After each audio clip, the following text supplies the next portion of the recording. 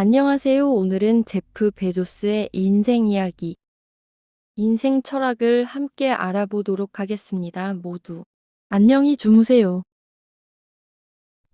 제프 베조스, 삶과 도전, 그리고 아마존의 탄생. 인터뷰 진행자. 안녕하세요. 베조스 회장님. 바쁘신 와중에 시간을 내주셔서 감사합니다. 오늘 이 자리는 아마존을 세계 최고의 기업으로 이끈 당신의 삶과 철학을 깊이 들여다보는 귀한 시간이 될 것 같습니다. 많은 분들이 당신의 성공 스토리를 궁금해합니다. 어린 시절부터 이야기를 시작해 볼까요? 제프 베조스, 감사합니다. 제 이야기가 누군가에게 도움이 될 수 있다면 기쁜 일입니다. 저는 뉴멕시코의 작은 마을에서 태어났습니다. 어린 시절부터 호기심이 많았고 무엇이든 분해하고 조립하는 것을 좋아했죠. 할아버지의 농장에서 보낸 시간들은 제게 큰 영향을 주었습니다. 할아버지께서는 저에게 자립심과 문제 해결 능력을 가르쳐 주셨습니다.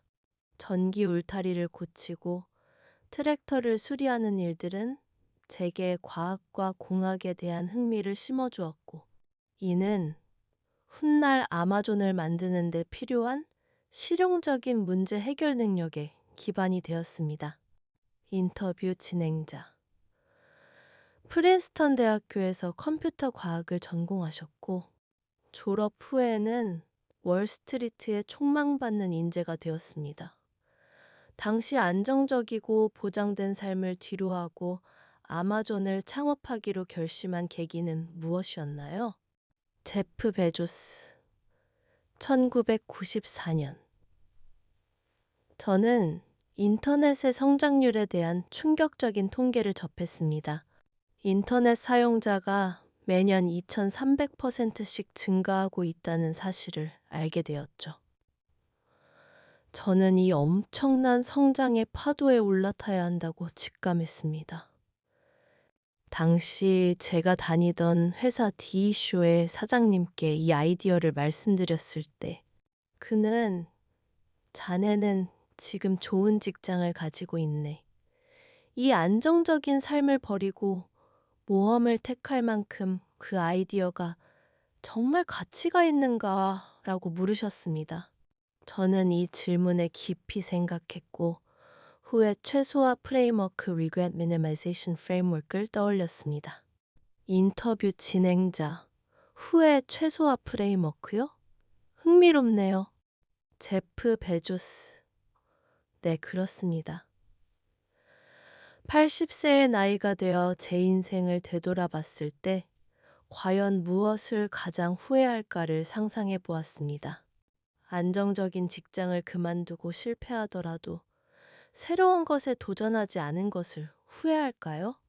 아니면 도전했다가 실패한 것을 후회할까요? 답은 명확했습니다. 도전하지 않고 후회하는 것보다는 실패하더라도 도전하는 것이 훨씬 낫다고 생각했습니다. 이 프레임워크를 통해 저는 월스트리트의 안락한 삶을 버리고 시애틀로 향하는 자동차 안에서 아마존의 사업 계획을 구상했습니다. 고객 집착, 아마존 성공의 핵심, 인터뷰 진행자. 아마존의 가장 중요한 성공 요인으로 고객 집착을 빼놓을 수 없을 것 같습니다. 고객 집착이 정확히 무엇을 의미하는지, 그리고 왜 그렇게 중요하게 생각하시는지 듣고 싶습니다. 제프 베조스.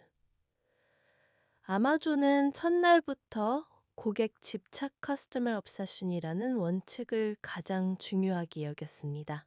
다른 많은 기업들은 경쟁자에 집중하지만 우리는 고객에 집중합니다. 경쟁자는 늘 변하지만 고객의 욕구는 변하지 않습니다.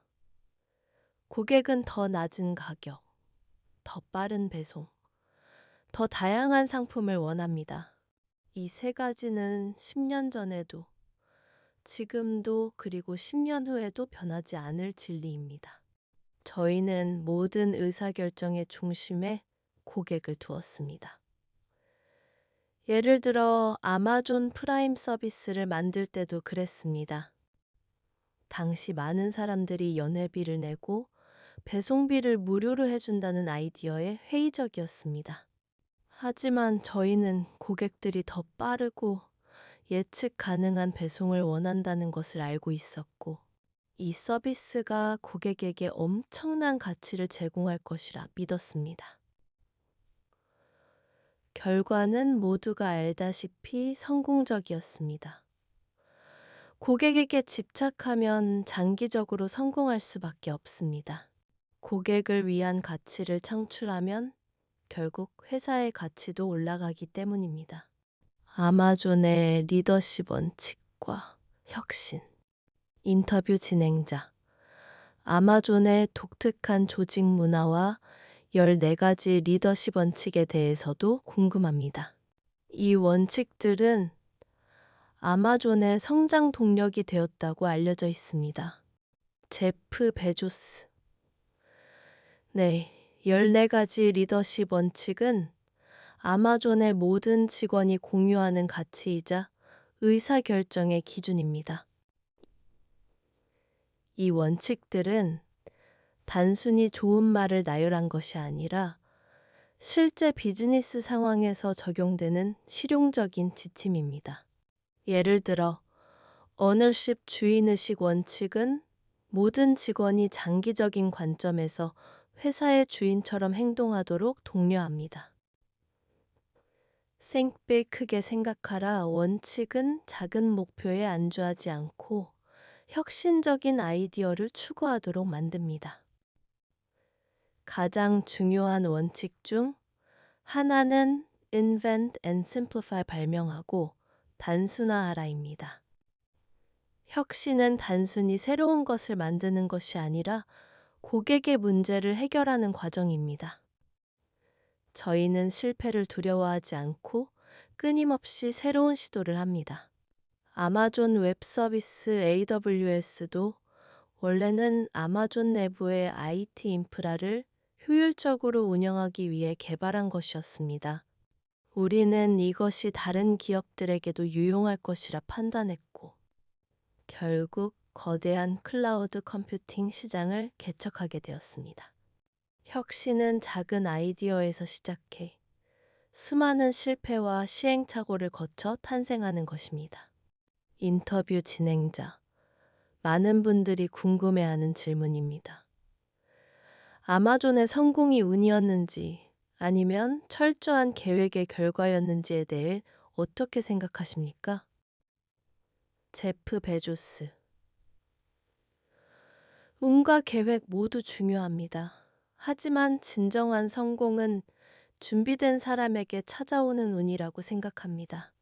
아마존을 창업할 때 저는 인터넷의 성장이라는 거대한 파도를 보았습니다. 이는 분명 운이었습니다. 하지만 그 파도를 타기 위해 저는 안정된 직장을 버리는 용기와 사업 계획을 세우는 철저한 준비를 했습니다. 우리는 많은 것을 시도하고 그중 일부만 성공합니다. 실패는 당연한 과정입니다. 아마존에서도 수많은 프로젝트가 실패했습니다. 하지만 우리는 실패를 통해 배우고 다음 도전에 반영합니다. 혁신은 직선이 아니라 실패와 성공이 반복되는 곡선입니다. 중요한 것은 실패했을 때 좌절하는 것이 아니라 왜 실패했는지 배우고 다시 일어설 수 있는 회복 탄력성입니다.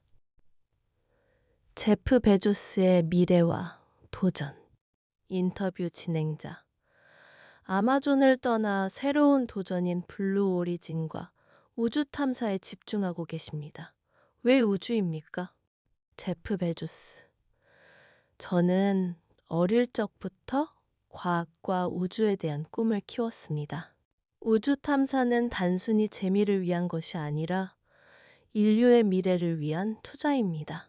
지구는 유한한 자원을 가지고 있고 언젠가 우리는 지구를 넘어 새로운 삶의 터전을 찾아야 할지도 모릅니다.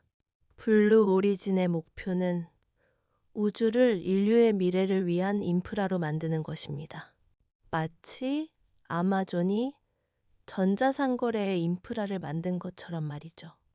저는 지구를 보호하기 위해 우주 산업을 발전시켜야 한다고 믿습니다. 지구에서 오염이 심한 산업을 우주로 옮기고 지구는 주거와 경공업, 자연 보존의 공간으로 만들 수 있다면 얼마나 좋을까요? 이는 매우 장기적인 비전이지만 저는 이 꿈을 실현하기 위해 지금부터 한 걸음씩 나아가고 있습니다. 인터뷰 진행자. 마지막으로 지금 이 순간에도 꿈을 향해 나아가는 젊은이들에게 한 말씀 부탁드립니다. 제프 베조스. 저는 자주 당신의 열정을 따라가라고 말합니다. 하지만 열정만으로는 부족합니다. 열정은 당신을 시작하게 만들지만 끈기는 당신을 성공하게 만듭니다. 그리고 실패를 두려워하지 마세요. 저는 실패를 축하해야 한다고 생각합니다. 왜냐하면 실패는 당신이 새로운 것을 시도하고 있다는 증거이기 때문입니다. 가장 중요한 것은 당신이 어떤 사람으로 기억되고 싶은가를 스스로에게 물어보는 것입니다. 현명함과 재능은 타고나는 것이지만 선택은 당신의 몫입니다.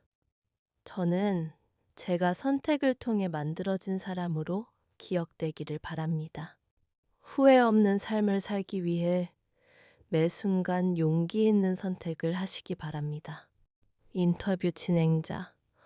오늘 귀한 시간 내주셔서 진심으로 감사합니다. 당신의 이야기를 통해 많은 사람들이 용기와 영감을 얻었으리라 생각합니다. 제프 베조스. 감사합니다. 제 이야기가 도움이 되었기를 바랍니다.